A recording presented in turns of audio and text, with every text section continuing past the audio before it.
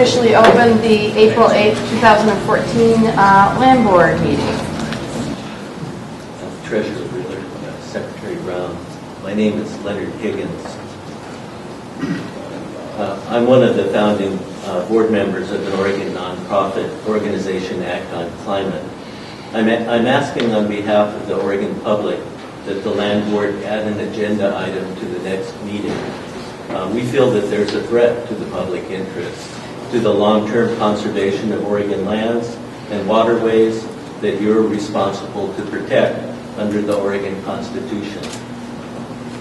I'm quoting from a letter that Governor Kitzhaber sent to many of us that have asked him and you to directly hear public input on the issue of coal exports through Oregon.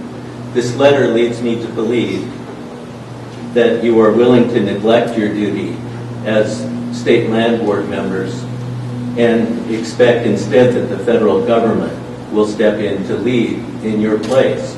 As you listen to the quote, please think about how unlikely it is that we'll see federal leadership step in to protect Oregonians' public interests.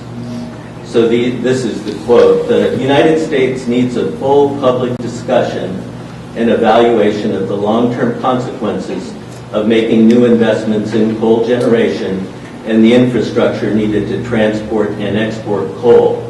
Although we are winding down our domestic use of coal, there continues to be a strong pressure to open up our nation's public lands for public mining for export to Asia. The Pacific Northwest would bear many of the consequences of this export, from impacts to our fisheries to air pollution from the burning of coal in Asia. Here in Oregon, we are carefully reviewing issues under our authority related to coal exports. The outpouring of comments from concerned citizens, tribes, local governments, and private interests are being carefully considered, and we are continuing to press for a national debate so that collectively we make a conscious decision about our energy future rather than leaving critical questions up to investors and speculators who are removed from the practical and moral implications of climate change. Thanks in part to President Obama's Climate Action Plan and new EPA regulations for coal-fired power plants, coal use is declining in the United States, but issues around coal are far from settled. I am committed to a careful, standards-based consideration of the decisions we have to make here in Oregon. A thoughtful public dialogue is an important aspect of that process, and I want to thank you again for sharing your thoughts with me on this important issue. So, similar to the tar sands megalodes issue that my organization has gone to court asking for public input, the State Lands Board has not yet put this agenda item on a formal meeting, and I ask that you do that.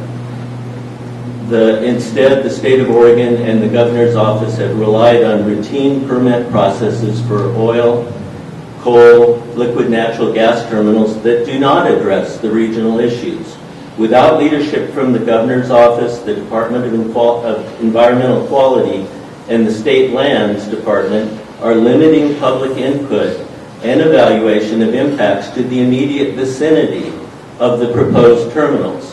How can we expect the U.S. government to step in to consider regional impacts when you and our governor are not willing to lead the way? Thank you. Yeah. Mr. Treasurer, any questions? No. All right. Thank you both very much for joining us here today. Thank you. Jim, why don't you go ahead and take it away unless Nancy wrestled the microphone from you. Go ahead.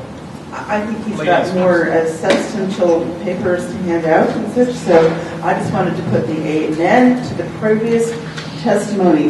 The 18-year-old from Corvallis was extremely well-spoken. I don't think there's anything I could add to what she would say, except to say I'm very disappointed the governor's not here, but now that I realize we're not on the agenda, I won't take it personally.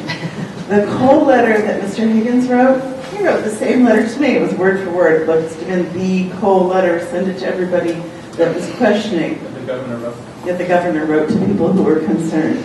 I have been at every possible opportunity in Oregon and Washington in the last more than 6 months to be able to express opinions about this issue. I have heard the governor of California, of Washington, and Oregon promise they would work regionally. I'm not seeing it happen. So if you feel like we're a little out of the agenda to be here today, I'm glad that Mr. Higgins requested a specific time and place, maybe a larger venue. As you see my friends outside, oh, they've come in. We'll take up quite a bit of space, especially if there's some award ceremonies. In the state of Oregon, which I have been a resident of for 50 years, I have not seen a greater threat. I do believe in this board. I've lived in this neighborhood for 30 years, 35 years. I've seen the land board help restoration projects and do wonderful things. That cancels every good thing you do to not say no to Amber Energy and their siting, their permit. Whatever part you have in it, you've got to examine very, very carefully why you would ever even give them another chance. We're tired of having to say, please, please, please. We're ready to say no, and we hope you will join us. Oh, Nancy, do you have any questions? Thank you. You're fine. Hey, Jeff.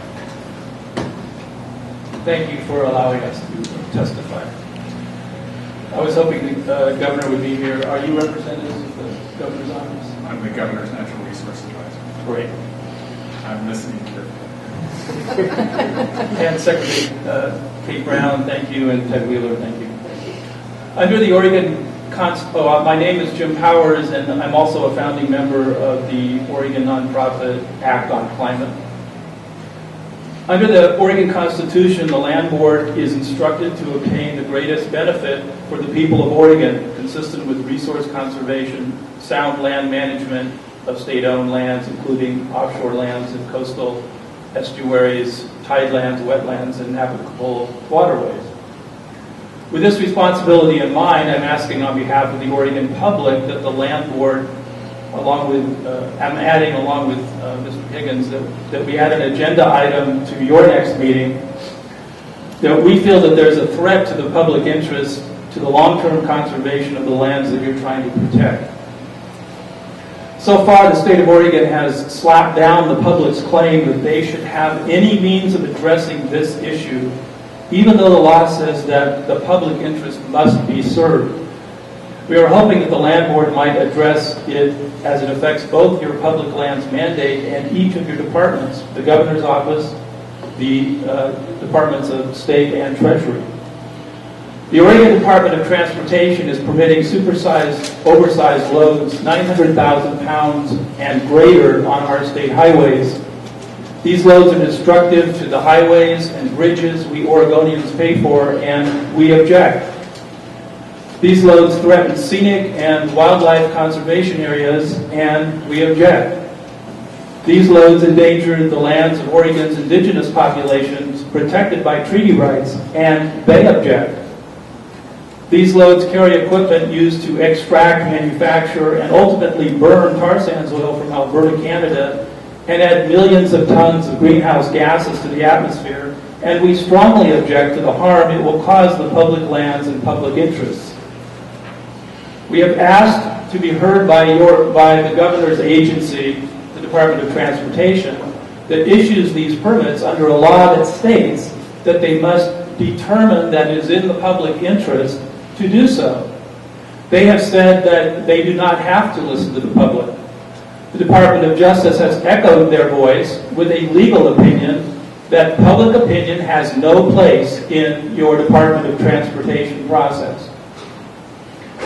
State Treasurer Wheeler, the public would like to present documents from other states showing the level of financial damage these loads have caused to their roads and bridges.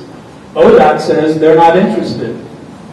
Perhaps the Oregon Treasury should be interested, as it will be paying for these damages in decades to come. Secretary Brown, we have asked for a rulemaking process to address the public interest involved in permitting these megaloads on Oregon highways. we ask you or the governor to convene such a process.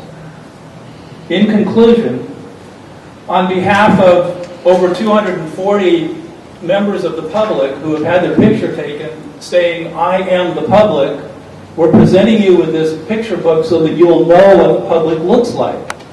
And perhaps the governor could put this on his desk, and maybe ODOT would like to have a copy.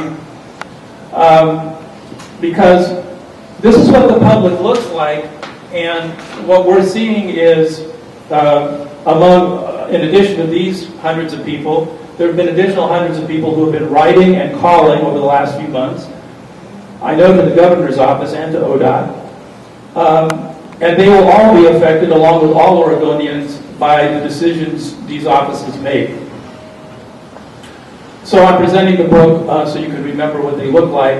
It's my hope that you will find a meaningful way to give the public a voice and prove that in Oregon, the scales of justice are not intentionally rigged in favor of corporate applicants over the 3.9 million humans that make up the public and who will be affected by the state's decisions.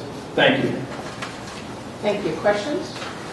Thank you very much for your thoughtful testimony. We will make sure that the governor is relayed your comments, and appreciate you all joining us today, and you're welcome to stay for the rest of the meeting. So, welcome.